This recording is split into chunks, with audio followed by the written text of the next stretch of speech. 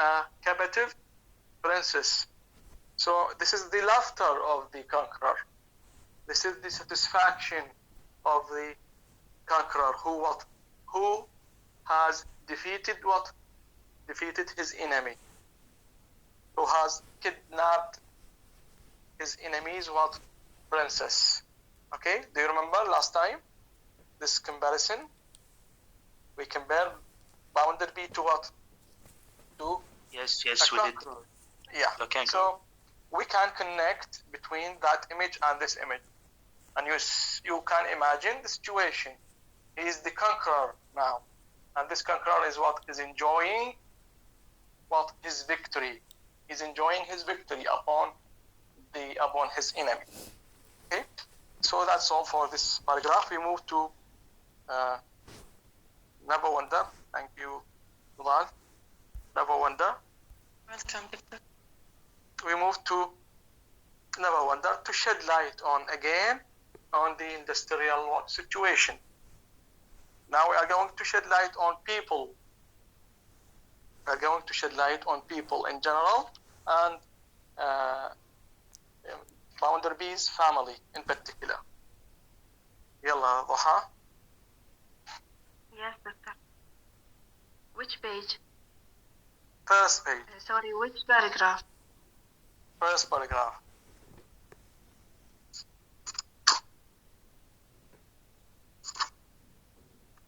Yes.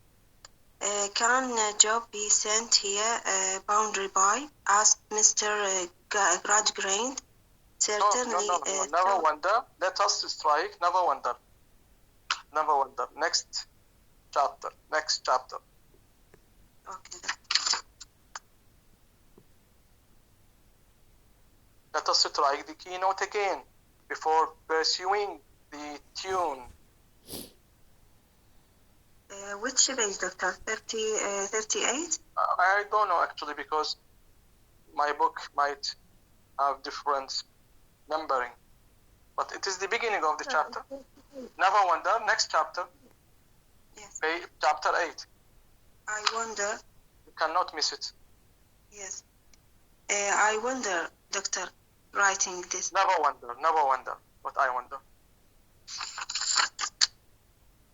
Chapter 8. Yes, we find it. Yes? Yes, but writing this, I wonder, not never wonder. I wonder? No, cannot. Yes. Do you have it, I wonder, in your books, students? Never Wonder. Never wonder. Okay, thank you. Yes, Doctor. Yes, Doctor, I found it. Yes. What? Yes. منين جبتيها I Never wonder. Herein lay the spring of the marginal art and misery of educating the reason without stopping to the soul. هذه ما موجودة. ضحى. It is not there. Not there. Check it please. Yes. Thank Fatima Mardan. Yes, sir. Never wonder. Let us strike the key not again before parsing the tone. When she was half a dozen years younger, Louisa had been overheard to begin conversation with her brother one day by saying, "Tom, I wonder often," which Mr. Grandrund, who has the person overhearing, stepped forth into the light and said, "Louisa never wondered. Certainly the spring of the witching art and mystery of educating the reason without stopping to the cultivation of the the sentiments and efficacious never wonder, by means of addition, multiplication, multiplication. Yeah, this is again what a reference to the philosophy adopted by the majority in the industrial time. What has been cultivated is what is the subtraction, multiplication, division, setting everything somehow and never wonder. So what has been cultivated is what the philosophy of facts, and what has been kept aside, what has been ignored, what has been kept idle is what is the cultivation of sentiments and affections. You know, when your sentiments and affections are kept idle, then this is going to what? To keep your humanity idle, right? Because man is distinguished from objects with his what? With his sensations. He can sense everything. He can feel everything. He can have what? Sentiments in order to what? In order to be and to be actual human being. So this is again a reference to the overall, the general or the common philosophy in the industrial time. And this is one of the things that Charles Dickens wants to what? To criticize. You know, Hard Times is a critique. You know, a critique of the industrial time. You know, critique? Yahya? Yes, to show the strong point, strength point, and the weakness point. Yes, and the weak point. Weakness. Yes. Yeah. So it is a critique. So the very thing he wants to criticize is what? Is the spiritual values of the period. Spiritual values. The values which keep man away from humanity. Which keep man away from what? Away from the normal situation. So he keeps what? He keeps repeating this idea. The idea of what? The idea of focusing on the material aspects and ignoring, idolizing the what? The humane aspects. Yes, go on. Now, baby. Besides very many babies. Besides very many babies just able to walk, there happens to be choked down a considerable population of babies who had been walking against time towards the infinite world 20, 30, 40, 50 years and more. This is Portintos infants being alarming creators to still about in any human society. Who are the babies? Who are the babies? Are they really babies, or babies denote something else? What do you think? See, a population of babies who had been walking against time towards the infinite world.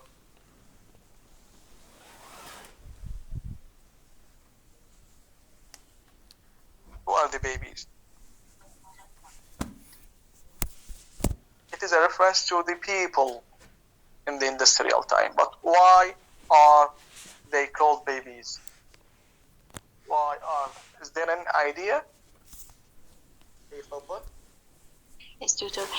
We know that the baby, her parents or control her action and even her thought.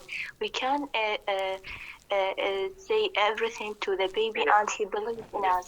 So in this period, the fact the people they learn the fact. So and they don't know about everything. So this Yes, is good. the idea. Good. Yeah. So a baby does not have free will. He is dominated by his parents. He is subjugated by his parents. You know the meaning of subjugated? Subjugate. SUBJAGATEED.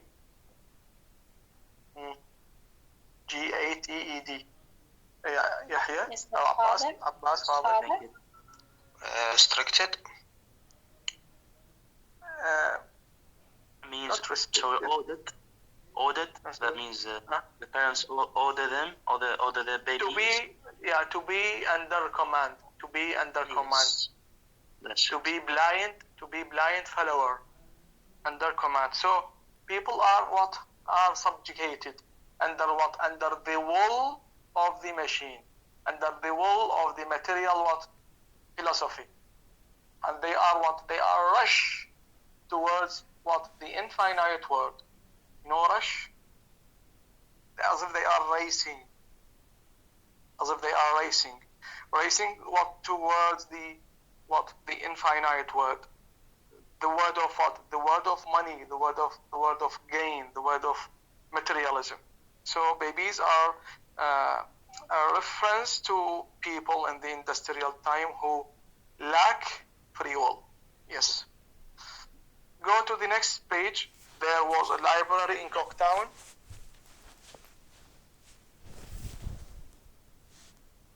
Any page? Next page. Directly the next. There was the fourth paragraph.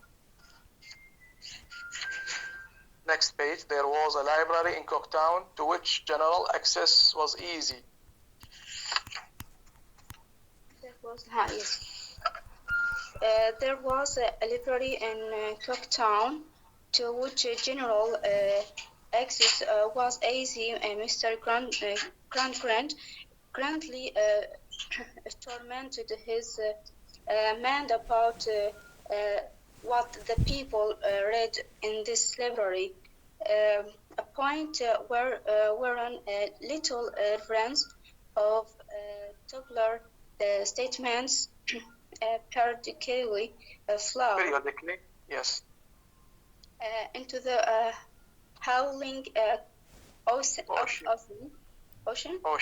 yes, ocean of tabular statements which no diviner ever got to any depth and came up sans. It was disheartening circumstances, disheartening. Yes. Circumstance, but means what? Sympathetic circumstances or circumstance. Sympathetic, sympathetic. Yes, Surah. Sympathetic mean to be a sympathy. To raise sympathy. Yes. To raise sympathy, yes. But melancholy fact. Yeah, go on. Fact. Yes, that even readers persisted in wondering. They wondered about human. By the way, who wonders? Who wondered? Why do you wonder? You know the meaning of wonder? Hey, Mariam? Asking. Yeah, when you ask, what the situation makes you ask? Because people read the books from No, library. in one word. If you go somewhere, then you will ask there about the destination you want to reach. So this means that you are what?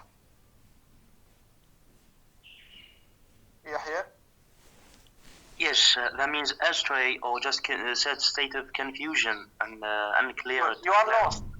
You are lost. Yes. Okay, when you are lost, then you will wonder, right? So did you get the idea here? So people are lost in this world. That's why they wondered about the lost things, the things they look for.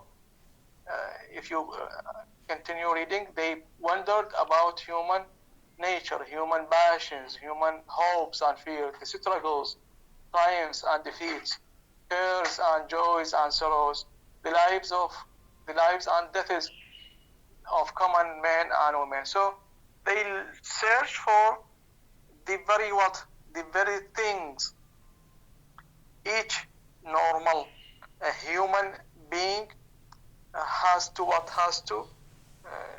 feel in his life, has to live in his life. Okay, when you look for the human passions, the human hopes and fears, this means that you lack the very necessary things to be human being, right? This means that you are desperate. You are desperate, and this desperation is the reason for searching for your missed things, the things that you have missed in your life. So they find resort in the books they read. They escape from their material world to search in the bottom of the books about the things they have lost in their actual lives. So they search for the very needed things, the very simple things, to keep them alive. If you are hopeless, if you are fearless, if you are joyless, if you are sorrowless, then you are what? You are going to be what?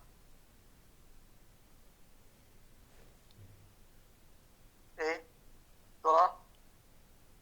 You're going to be desperate, looking for any chance to have freedom. Just what? Yeah. Just what? Desperate. Desperate. Yeah, but if you lose these things, to be fearless, to be joyless, to be sorrowless, to be hopeless, to be, etc., etc. Then your humanity. Yeah, you lack your humanity. You are going to be what? A machine, right? Yes. You are going. So they look for these things in the books. This means that they are what? They are lost in their life. They are lost in their lives. Okay. So they attempt to recompensate or compensate the missing things in the bottoms of the box. Yes. Go to the next paragraph. I am sick of my life. The beginning of the chapter is concerned with the Cocktowners in general. The Cocktowners, you know Cocktowners? People who live in Cocktown. Yes. Now we move to Bounderby's family, Louisa and Thomas. Yes. I'm sick of my life. I'm sick of my life. Yes. I'm sick of my life, Law. I hate altogether, and I hate everybody except you. Say the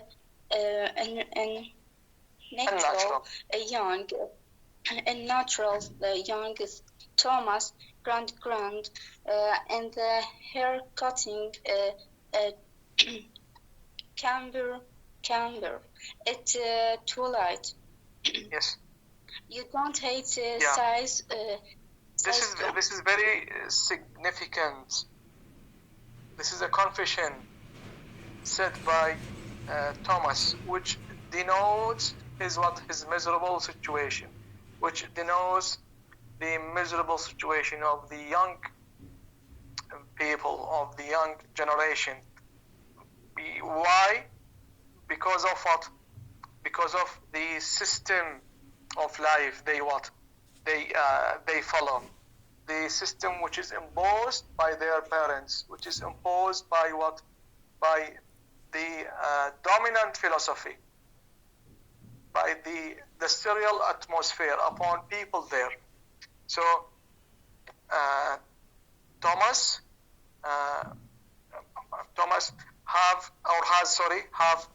has reached that degree of desperation, that degree of hopelessness, and now he confesses to his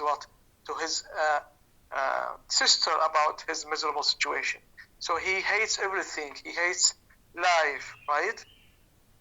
And we said this is because of what? Because of the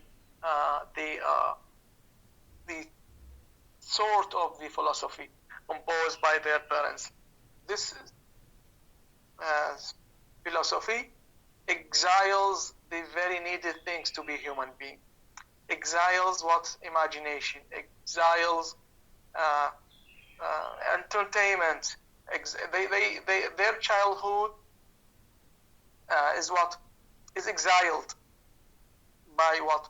By letting them follow only one thing, following only the system of facts, to be practical in everything. You know, when your childhood is what? When you lack your time to live as a child, then this will create what? A sort of a crack in your character. You know, crack? Psychological crack. Yes, Fatma? Fatma Mardan?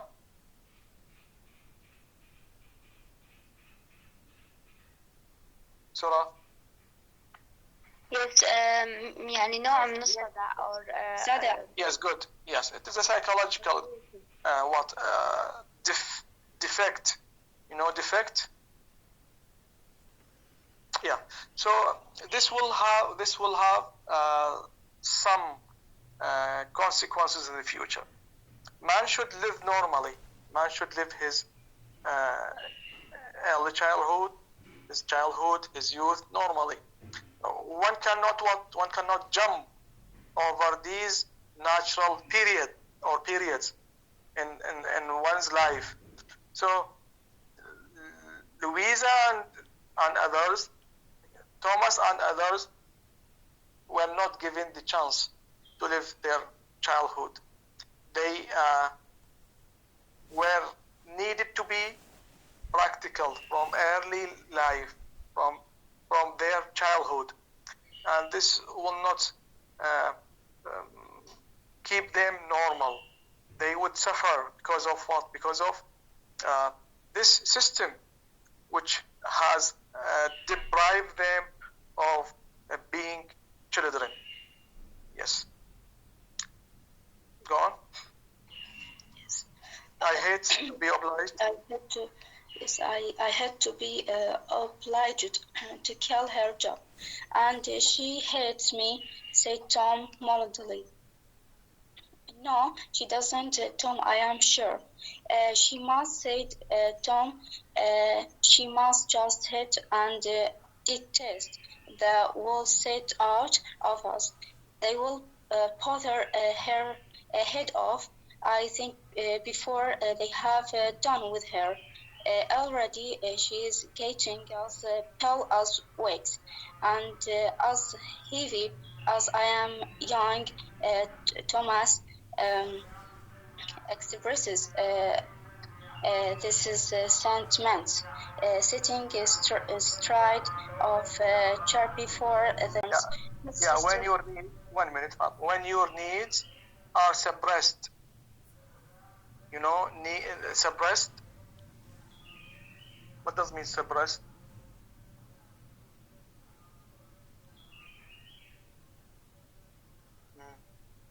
Yahya? Yes, that means bad and under the dust, for instance, and just kept. Yeah, Yeah. Yes. So you will live what? You will live in what? In a troubled state. So their childhood is suppressed.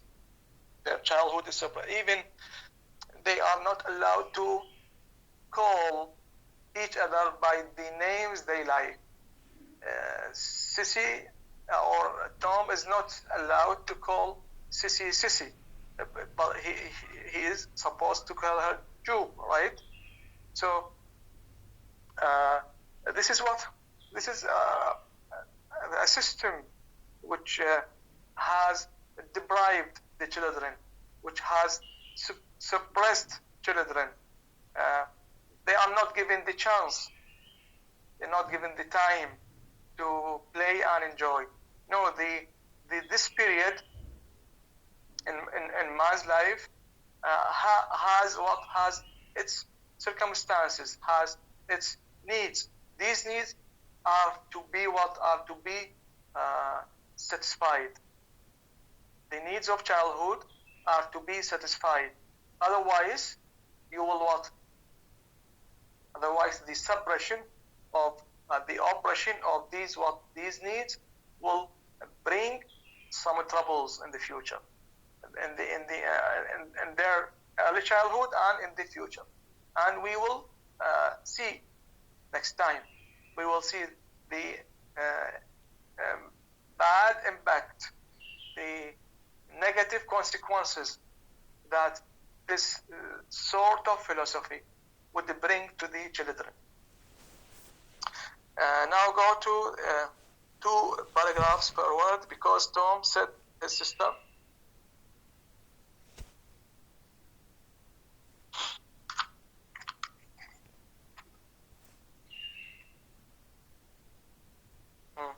Because Tom said his sister after silently watching the sparks a while.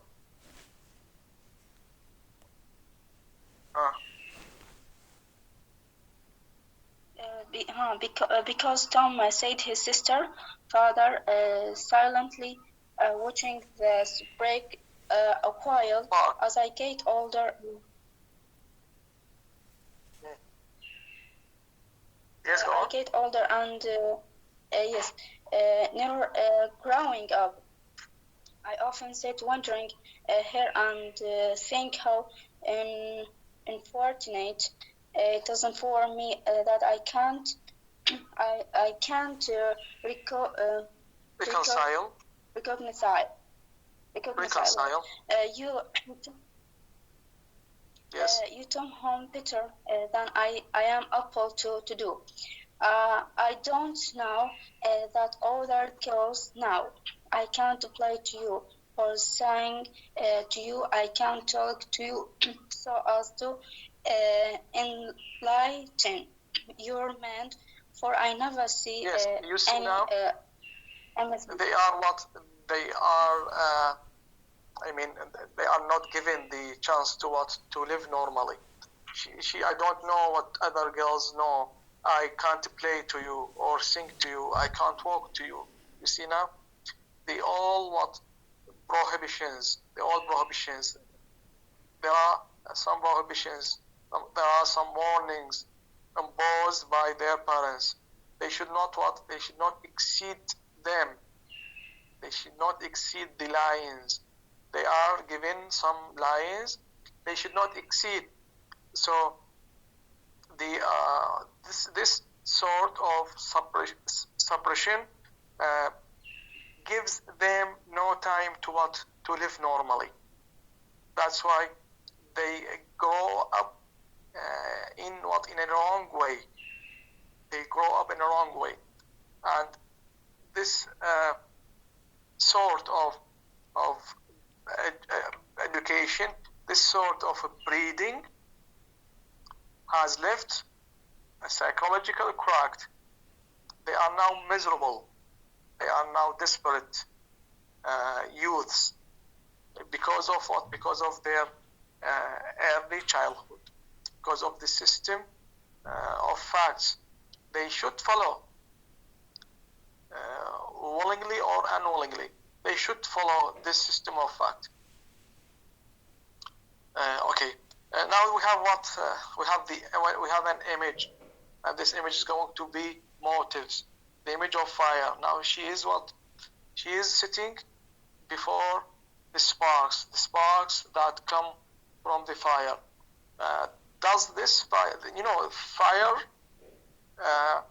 Now it is an image, but when it reoccurs, then it becomes what? It becomes a motive. So what does fire mean here? What connotations does it mean here? When they speak to each other, they what? The sparks of the fire are flying. Yes, Ala Hamid? Equal, المساواة. Sorry? المساواة, equal. No, fire means something else. Fire, this means nar. I know. That's why I know. He's not. Of course. I mean the connotations of the fire. The things that are connected with the fire here. Fire here reflects their inner state, inner psychology. Their souls are what? Are fiery. Their souls are fiery. You know fiery? F-I-E-R-Y. Okay? They, yes, Zola? Yes, it is shining, or they are still youth. They are in their soul still looking for freedom, but they are looking at their reality. Yes, they their souls are fiery. They intend to what? To rebel against the system, to rebel against the rules. Rules and system are rebel. Sorry, the meaning of rebel, revolt. Yeah, tomorrow. Yes, good. So this image of fire exhibits or reflects their inner fiery souls. These souls which intend, which incline to what? To rebel, to revolt against the dominant system. Yes. Go on, please. Yes. I never see any amusing sites or read any amusing books that it will be pleasure or a role to you to talk about when you are tried. Well, no more do I. I am as bad as you in that respect, and I am more too, which you are not. I father was determined to make me either a prig or mole, and I am not a prig. Why it stands to reasons. I must be a mole, and so I am. Said Tom desperately. It's a great pity, said Louisa after another pause and speaking thoughtfully out of her dark corner. It's a great pity. Tom is very important for both of us. Oh, you say to Tom, you are. You see now the desperation they reach. I mean, the way they are, what they are cursing themselves. Thomas or Tom is cursing himself. I am as bad as you in that respect. Okay, they are what they are cursing their what their fortune. They are cursing their time. They are cursing their lives. Okay, so this is an indication of the extent of desperation they live. They are fed up with their life. Okay, we are afraid of the consequences of this state of desperation. Charles Dickens wants to underline the dangers of following this philosophy, the dangers of imposing this let's say tough philosophy, harsh philosophy, frozen philosophy. So there is no way to correct the situation. Otherwise, there would be bad consequences. So you can see now the desperate situation they live in. They reach to a state of extreme desperation or hopelessness. They are cursing themselves. They are cursing their lives. Okay, and this would bring them some complexities, some complex plannings and ideas, and we see right now. Go to the next page. Oh, said Tom, if it is secret, it is not far off. It is you. Yes. Oh, said Tom, if it is secret. Yes. Oh, said Tom, if the great it's not far off. It's you. You are this little, but you are this forward. He will do anything for you. When he says to me what I don't like, I shall say to him, my sister-in-law will be hard and appointed. Mr. Yes. Palmer. Now, Tom is speaking about Bounderby, the intention of Bounderby to marry Louisa. So he is reminding her with her position in the heart of Bounderby. So we can realize that Tom has an idea in his mind, has a plan in his mind.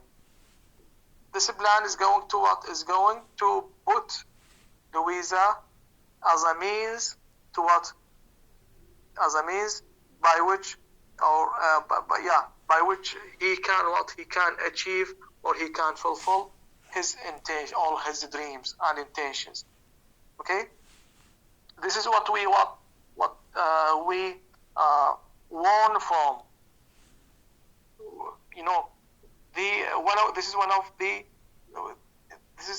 This is going to be one of the bad consequences that has been brought by the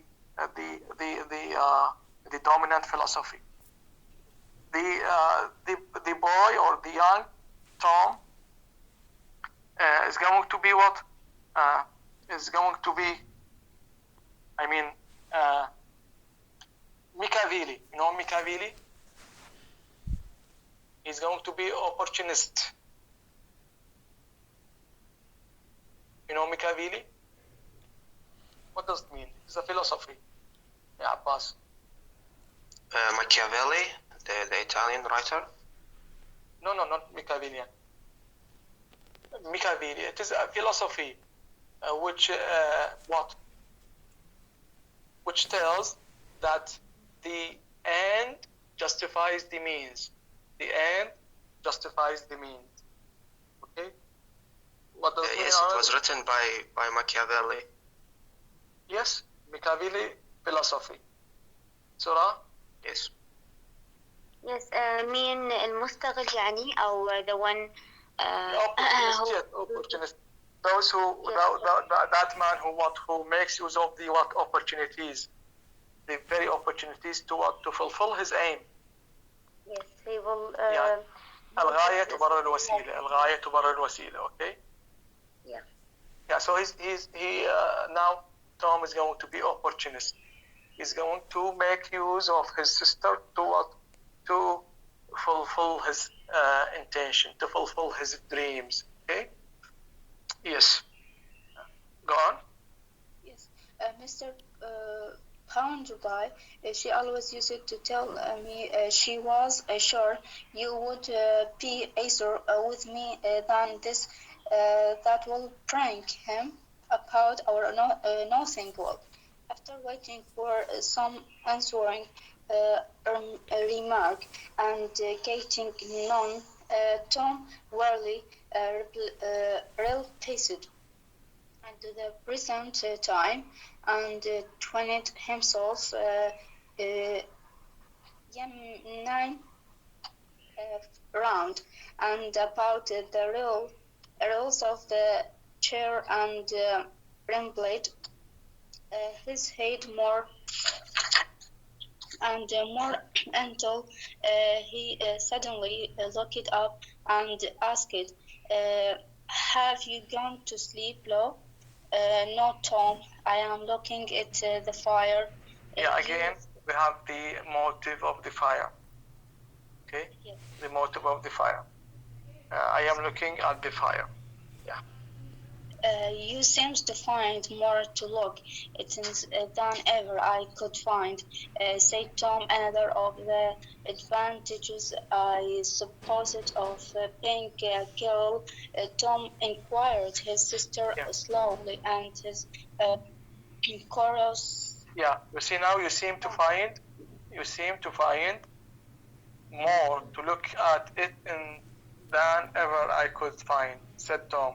Another of the advantages, you see. Now he is after what? He is after the advantages of marrying Louisa from Bounderby. I suppose of being a girl, right? So he's trying to what? He attempts to what? To convince her to marry whom? To marry Bounderby. He's looking after the advantages. He's not looking after what? Anything else. He's not after the advantages, the humane advantages, but he's after the material advantages. He's not after her happiness. He's not after her what? Prosperity. He's not after her satisfaction, but he's after what?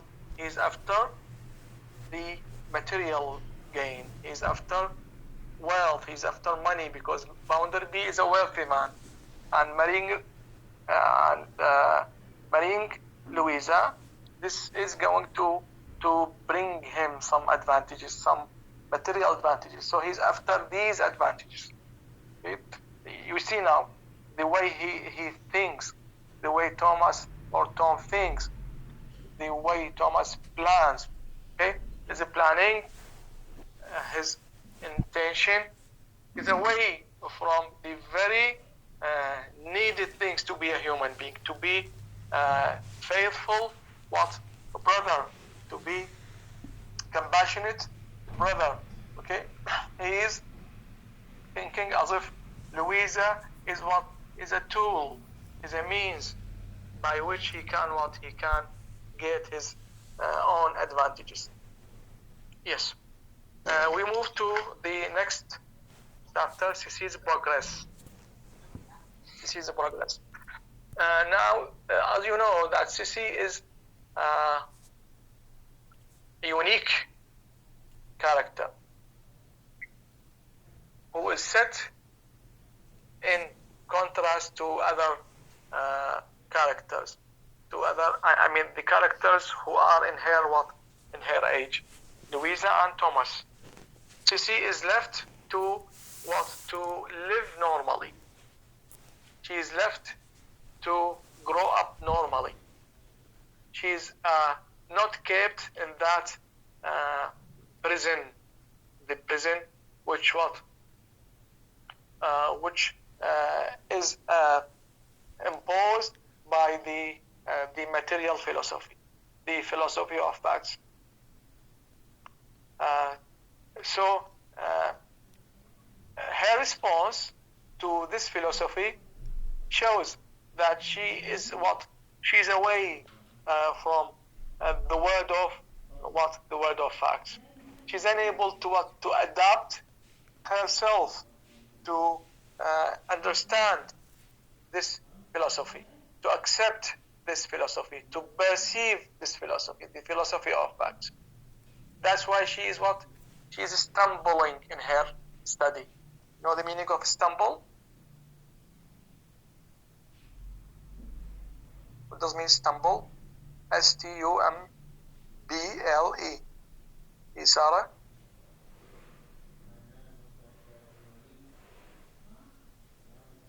Sarah Ahmed?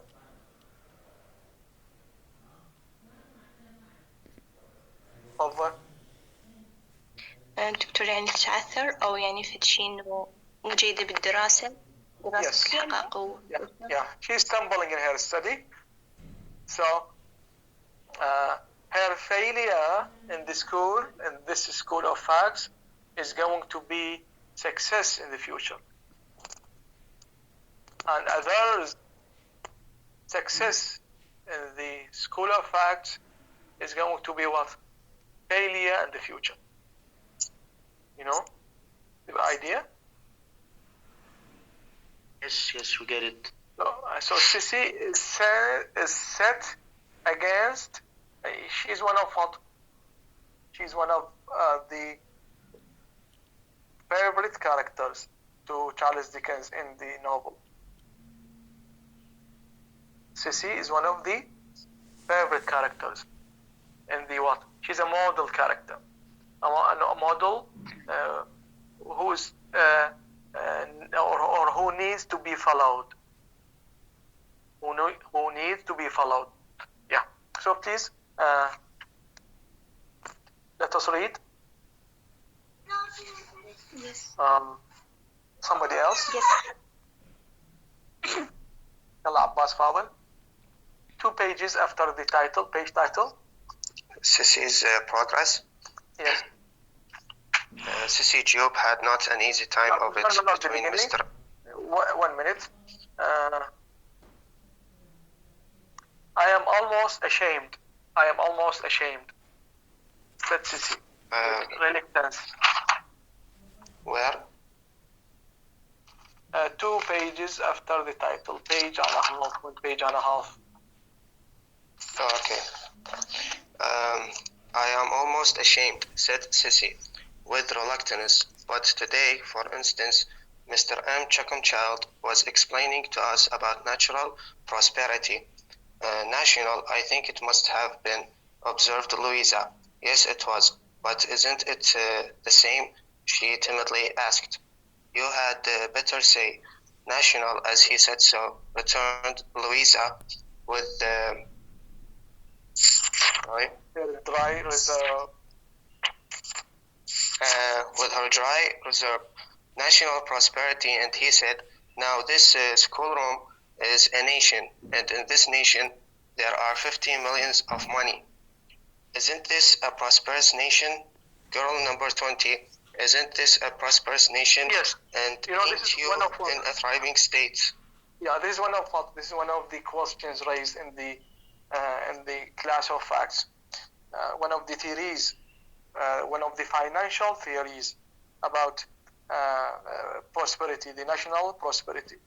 So now Sissy is telling her what difficulties in understanding the situation, in understanding the theories. Yeah, go on. What did you say? Asked Louisa.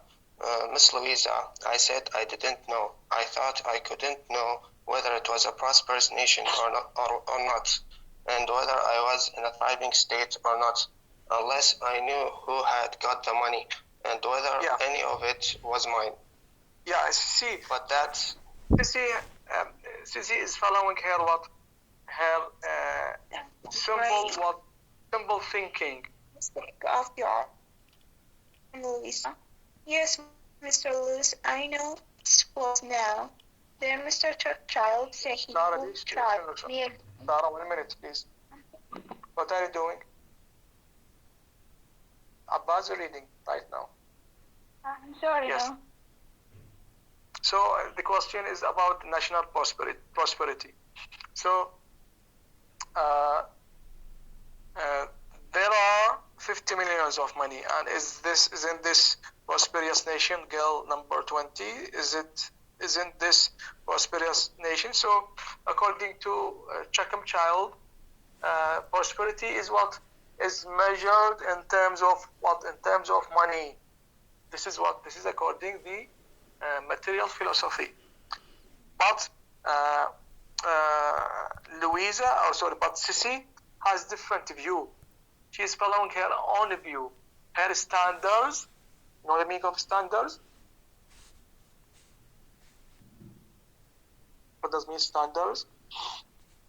Yahya?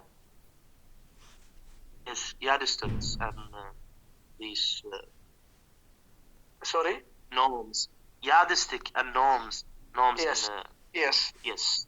Yeah, measurements. Okay? Her own standards, the basic what notions, her own basic notions by which she can what? She can measure everything. She's following her humane standards. She's not following what? The material standards. So it does not mean, it means nothing whether 50 millions of money are there. So prosperity is not what?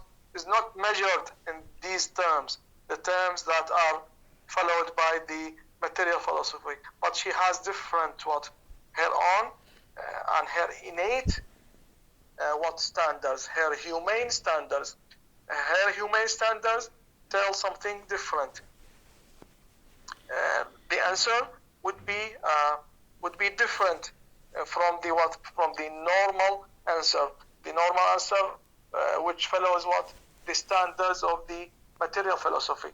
Her own answer would be different because her answer is based on her what? Humane standards. Okay, so she replies differently. Why did you say? Asked Louisa. Miss Louisa, I said I didn't know. I thought I could not know whether it was prosperous nation or not, whether I was in thriving state or not, unless I knew who had got the money and whether any of it was mine. So prosperity and happiness is not measured in what? In terms of money. This is the answer. This is the answer given by Sissy. So happiness is not measured in terms of money. Prosperity is not measured in terms of money. It is not based on what? The accumulation of wealth. Happiness is not measured by the accumulation of what? Of wealth, but it is measured with something else. This is the what? This is the answer of Sissy. Yes, that was a great mistake of yours. Where? It was not in the figures at all, said Sissy, wiping her eyes. That was a great mistake of yours, observed Louisa. Yes, Miss Louisa, I know it was.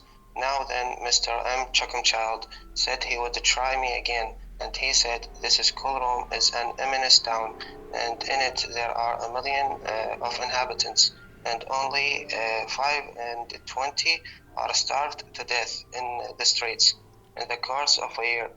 What is your remark on that proposition? And my remark was, for I couldn't think of a better one, that I thought it must be just as hard upon those who were starved, whether Yes. the others were The a same million idea. or a million. The same idea is repeated here. Yeah. So if the minority is what is starving, and the majority is what is enjoying money, does this matter? According to Sissy, yes, it matters, because it is no matter how much people are enjoying wealth, but the matter is when people are starving. Have you got the point? Again, her own standards, her own human standards give the answer. Everything is based on what? On her own innate and humane standards. This the needed standards which make a human being, a real human being or actual human being. So all the answers given by her are based on their humane standards. Yes. Next page, next paragraph. Yes, Miss Louisa. They always remind me of. Yes, Miss Louisa, they always remind me of stutterings, and that is another of my mistakes, of accidents upon the sea. And I find Mr. M. Chuckomchild said that in a given time 100,000 persons went to sea on long voyages, and only 500 of them were drowned or burnt to death. What is the percentage? And I said, Miss, here Sissy fairly sobbed as confessing with extreme contrition to her greatest error. I said it was nothing. Nothing, Sissy, nothing, Miss. To the relations and the friends of the people who were killed, I shall never learn, said Sissy. And the worst of all is that although my poor father wished me so much to learn, and although I am... even 500 of them were drowned or burned to death. So according to now she has responded according to what? According to the philosophy of numbers, and she said that it was nothing, and she realizes that she has done what? She has done a mistake here, because has followed what? In her answer has followed the philosophy of numbers, the statics. Okay. That's all for today. We're going to stop right now at this part. Next time we are going to deal with the next 4 chapters, starting from chapter 10, Stephen Blackpool, up to chapter 14. 14 would be included. Stephen Blackpool is one of the essential characters in the novel. He represents the ego of Charles Dickens. He's a model character. He's a Christ-like character. So from chapter 10 up to chapter 14. Any question, please? Any question, please? Okay. Write your names in the links, and see you next week.